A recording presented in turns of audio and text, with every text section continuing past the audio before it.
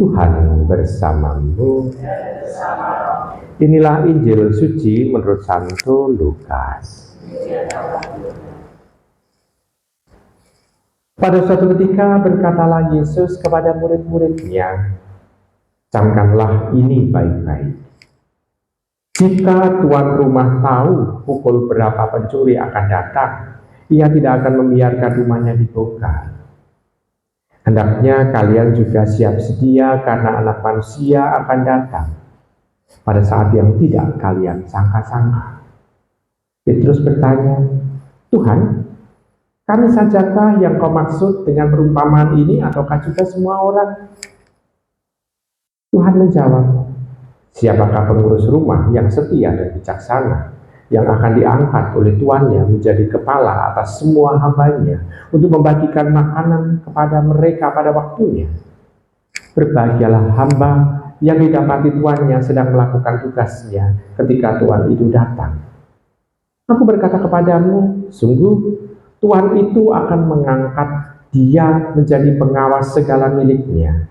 Tetapi jika hamba itu jahat dan berkata dalam hatinya, tuanku tidak datang-datang, lalu ia mulai memukuli hamba-hamba lain, pria maupun perempuan, dan makan minum serta mabuk, maka tuannya akan datang pada hari yang tidak disangka-sangkanya, dan pada saat yang tidak diketahui, dan tuan itu akan membunuh dia, serta membuat dia senasib dengan orang-orang yang tidak setia. Hamba yang tahu akan kehendak tuannya, tetapi tidak mengadakan persiapan atau tidak melakukan apa yang dikehendaki tuannya, ia akan menerima banyak pukulan. Tetapi barang siapa tidak tahu akan kehendak tuannya dan melakukan apa yang harus mendatangkan pukulan, ia akan menerima sedikit pukulan. Barang siapa diberi banyak, banyak pula yang dituntut daripadanya.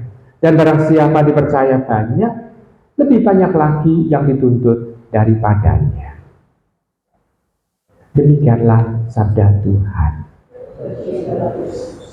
Ini Bapak, saudari sekalian dalam Tuhan.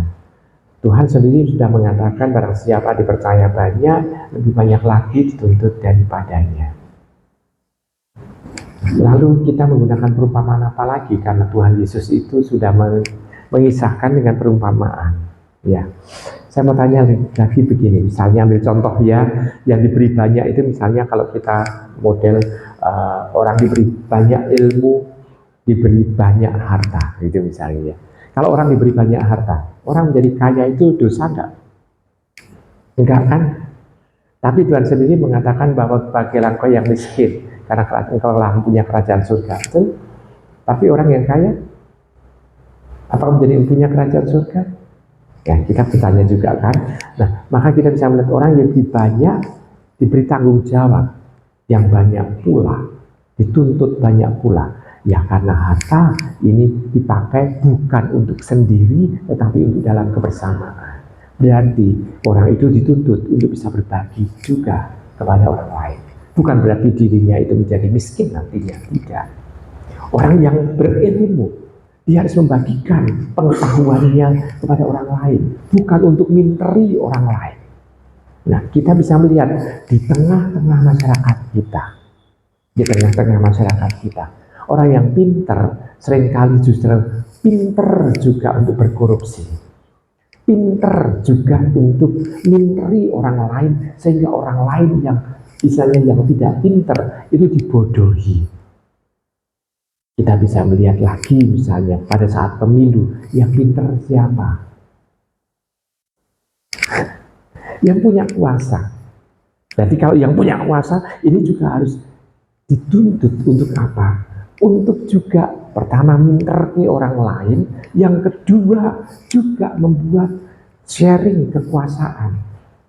Sharing kekuasaan apa? Orang bisa melihat, misalnya ambil contoh konkret lagi, DPRD katanya, DPR gitu, istilah DPR, Dewan Perwakilan Rakyat. Dia mewakili rakyat, tetapi pendapatan atau juga kekuasaan atau juga kenyamanan justru tidak dimiliki oleh yang diwakili. Dia mendapatkan sendiri, tetapi yang diwakili tetap sengsara. Kita bisa melihat di sana, Tuhan sebetulnya mau menghargai kita, mau untuk mengingatkan kita bahwa kita ini sebetulnya hidup bukan hanya melulu untuk diri kita sendiri, tapi juga untuk orang lain. Sebetulnya dengan bahasa lain, kita juga diingatkan oleh Tuhan, mampukah kita hidup berbagi bersama dengan yang lain pula. Berbagi itu berarti kita bisa melihat kalau apa yang menjadi talenta yang ada dalam diri kita. Talenta ini apakah juga punya makna bagi hidup bersama? Apakah yang kita miliki ini juga punya makna bagi hidup bersama? Apakah kekuasaan yang kita miliki ini juga punya makna bagi hidup bersama? Kalau kita punya senjata, apakah senjata yang kita miliki ini juga punya makna bagi hidup bersama pula? Maka kita sebetulnya diingatkan oleh Tuhan untuk bisa berbagi dengan yang lain. Kenapa? Karena surga yang mau kita tuju untuk tujuan hidup kita ini bukan hanya melulu setelah kita mati, tetapi hendaknya kita juga bersama dengan yang lain menciptakan surga, sehingga dalam perjalanan kita menuju kepada Allah itu ada dalam kebersamaan yang penuh damai, nyaman, saling memperhatikan satu sama lain. Jadi bukan hanya dimiliki oleh orang per orang. Jadi kita bisa melihat bahwa Tuhan menginginkan supaya kita jangan menjadi orang yang egoistis, menjadi orang yang egois, menjadi orang yang hanya mau menang sakar diri. Tetapi Tuhan menginginkan orang yang bersosial, orang yang memperhatikan satu sama lain.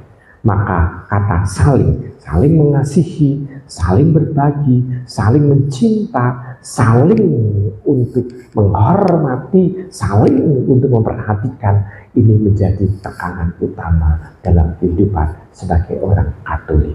Kita dipanggil untuk ke sana. Maka mari kita berusaha supaya pada saat kita dipanggil menghadap hadirat Tuhan, kita ditemukan orang yang senantiasa punya makna bagi yang lain. Selamat merenung.